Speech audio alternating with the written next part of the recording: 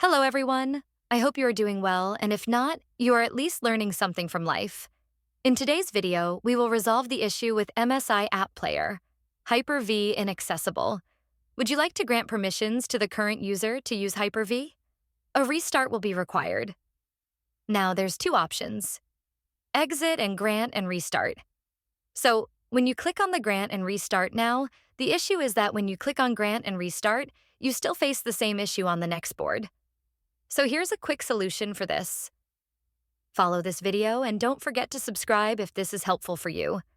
So what you can do here, click on the Windows icon and then search here for Control Fan Up and then Programs and then turn Windows feature on or off. Now here you will see the Hyper-V option, just check this option. And also you can see check all these options. Hyper-V related, right? And then click on OK.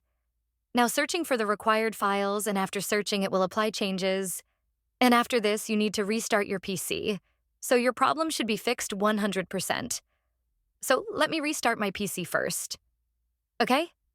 After restarting. Now simply I'm launching here the MSI App Player.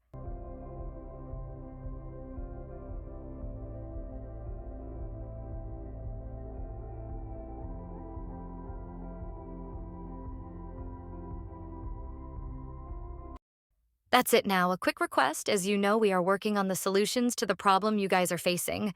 So feel free to ask in the comment section, and don't forget to subscribe and like this video, and press the bell icon so you never miss any update. Have a good day. Bye-bye.